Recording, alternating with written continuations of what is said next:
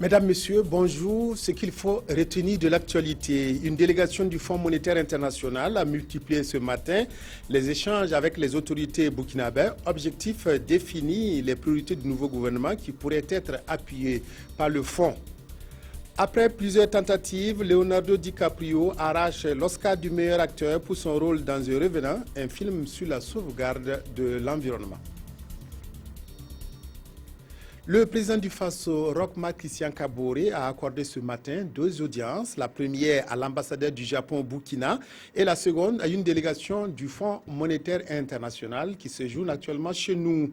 Les discussions ont tourné autour de l'aide que le fonds pourrait mettre à la disposition du Burkina. Reportage Panwadrogo Janzongo Nyarkiteda.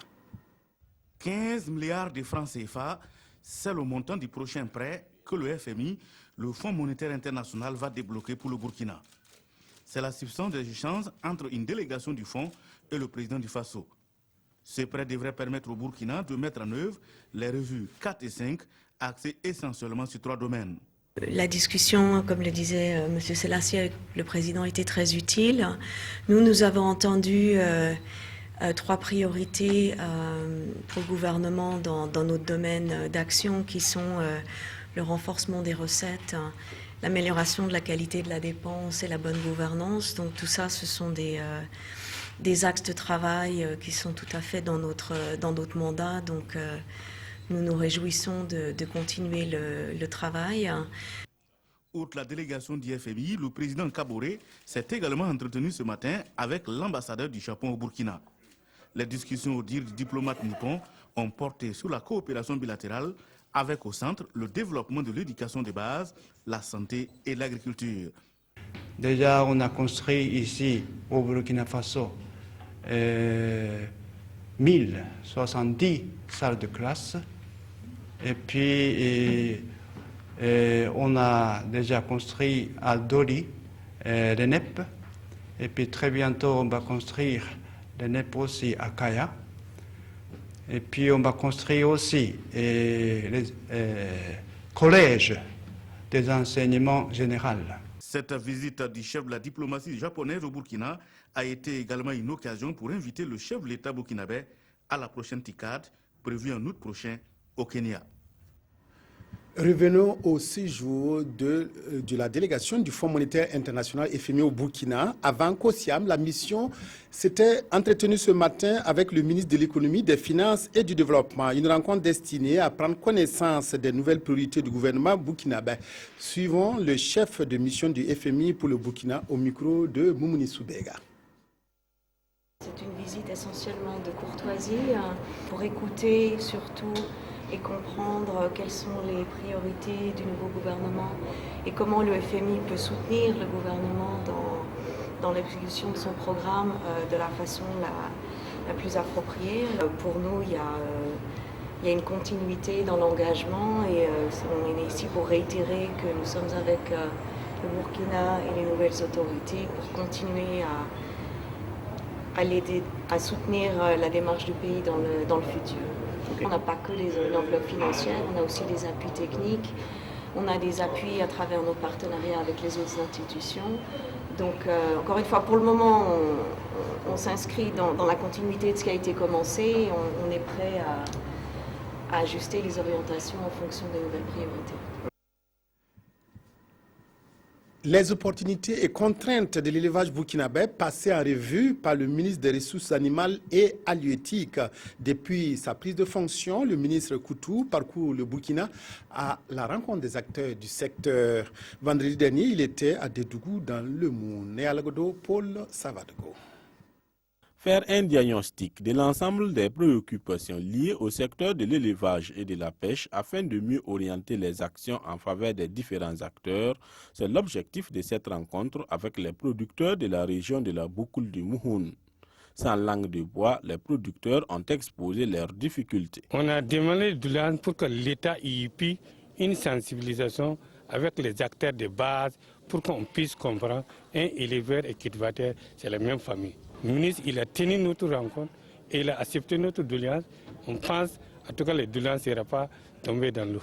Ce cadre d'échange va permettre au ministre des Ressources animales et halieutiques de prendre des mesures concrètes en faveur des producteurs et éleveurs. Il promet se pencher sur les différentes préoccupations. Ça a été très fructueux. Nous allons ensuite aller à Ouaga et à travers un conseil de cabinet, nous allons essayer d'examiner toutes ces doléances, toutes ces préoccupations afin de voir dans quelle mesure nous pouvons apporter des solutions. Cette visite a été aussi l'occasion pour les ministres de visiter une mini-laiterie locale à Dédougou, fruit de la coopération entre l'Union régionale des éleveurs de la Boucle du Mouhoun et l'Organisation néerlandaise de développement. À quelques jours du 8 mars, les femmes du Sud-Ouest se sont retrouvées pour discuter de leur participation au sein des institutions rurales. Le 3e forum régional des femmes du Sud-Ouest devait permettre de renforcer les capacités de leadership féminin des participantes. Adamou Sedego, Christophe Da. Ce sont les fruits de production et de transformation des femmes du Sud-Ouest qui sont donnés à voir à ce forum par l'Association pour la promotion féminine de Gawa. La PFG croit dur comme fer à l'autonomisation économique des femmes et en a fait depuis 2008 sa priorité. En 2008, elle a passé à un autre cap qui est de faire de l'autonomisation de la femme une réalité. Et c'est comme ça qu'elle a pu obtenir 20 millions de crédits et qu'elle a pu rembourser en 5 ans les 20 millions de crédits et a pu toucher aujourd'hui en 2016 plus de 3400 femmes. Nous avons compris que sur le terrain, les femmes se battent et au lieu de rester à l'ombre, nous avons créé même des femmes qu'on appelle les invisibles. Et ce sont les invisibles que vous voyez aujourd'hui. Les femmes invisibles sont celles qui n'ont d'autre soutien que celui de l'APFG avec qui elles mènent le combat contre la pauvreté rurale et l'insécurité alimentaire. Dans le Sud-Ouest, les femmes représentent 53% de la population. Cette frange importante de la population est parfois ignorée. Les droits sont bafoués. Cependant, elles travaillent d'arrache-pied pour booster l'économie de la région. Le témoignage est là ce matin. Je pense que c'est l'occasion pour nous de féliciter et de remercier la PFG.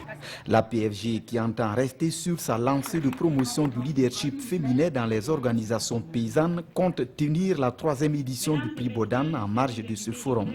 Un forum qui a enregistré la présence de femmes leaders des régions de Bunkani en Côte d'Ivoire et de Wa au Ghana, venues partager leurs expériences avec leurs homologues du sud-ouest du Burkina. Le taux de prévalence élevé de cas de mariage forcé et ou précoce dans la région de l'Est appelle à la mobilisation, d'où cette marche silencieuse initiée par l'ONG Christian Children Fund of Canada samedi dernier à Fadangourouma. Il s'agissait d'attirer l'attention sur ces pratiques qui freinent l'épanouissement de la femme. Amidou Lankwande Lambert Soma.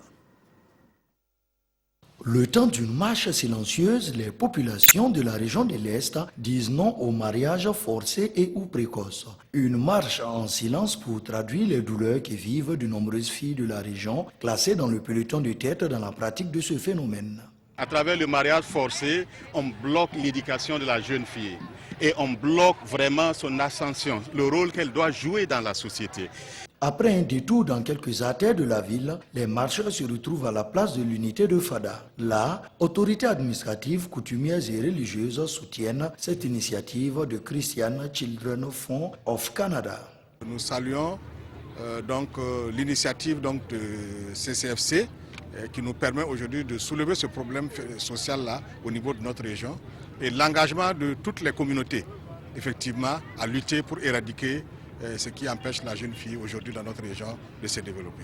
Au cours de cette cérémonie, les lauréats du jeu sur les meilleurs slogans des scolaires en rapport avec la lutte contre les mariages forcés et précoces ont été récompensés.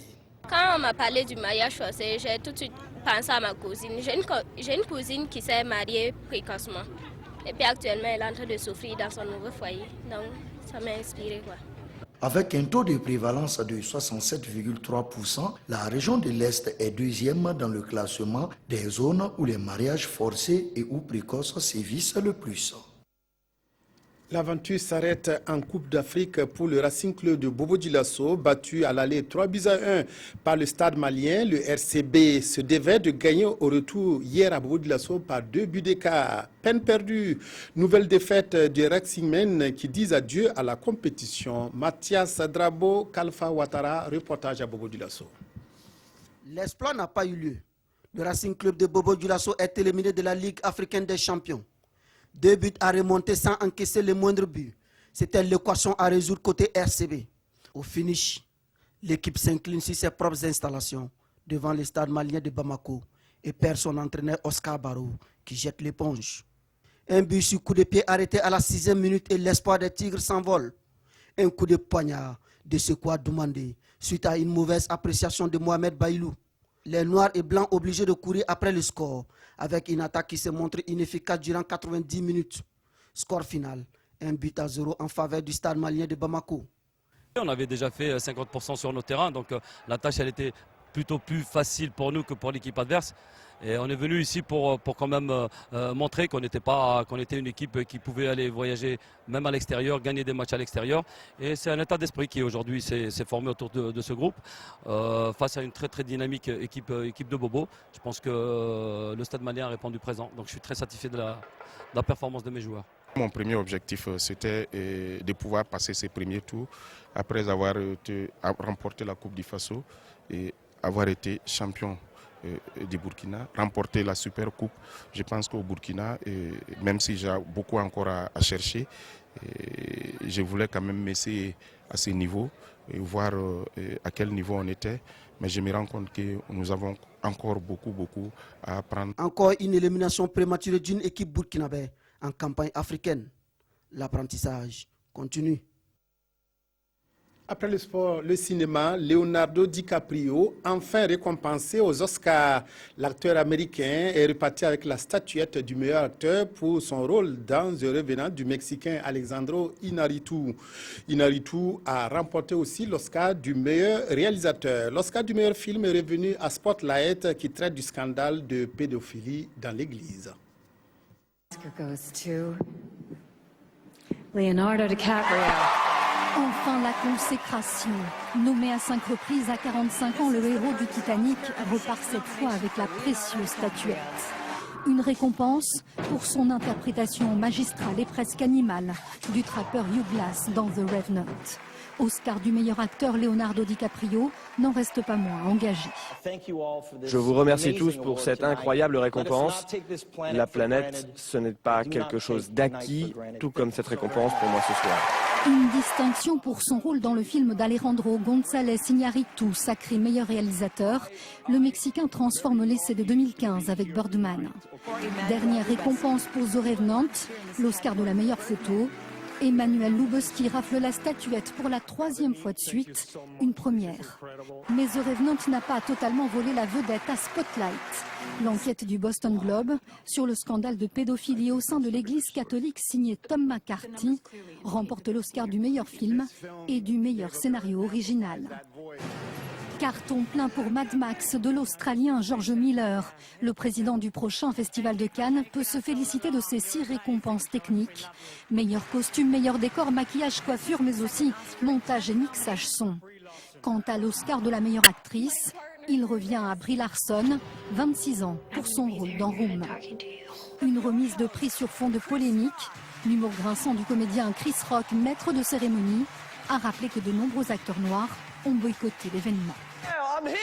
Bienvenue à la cérémonie des Oscars, également connue pour ses récompenses attribuées par les Blancs. Vous vous rendez compte, si les membres de l'Académie nominaient les présentateurs, je n'aurais même pas ce travail. Une critique contre l'absence d'acteurs noirs parmi les nommés pour la 2e année consécutive. Message reçu, on l'espère. Les organisateurs ont promis de favoriser à l'avenir une plus grande diversité aux Oscars. Les résultats du premier tour des élections générales au Niger sont commentés par les quotidiens de ce lundi. Le face-à-face entre Mahamoudou Issoufou et Ama Amadou intéresse plus d'un confrère. Aimé Solange Digma. Élection présidentielle au Niger, le 4e coup KO n'aura pas lieu, peut-on retenir des écrits de nos confrères. Sidoya nous apprend que le détenu Filengue Ama Amadou et ses camarades ont mis en ballottage le président candidat Issoufou, qui est en tête avec 48,41% des suffrages.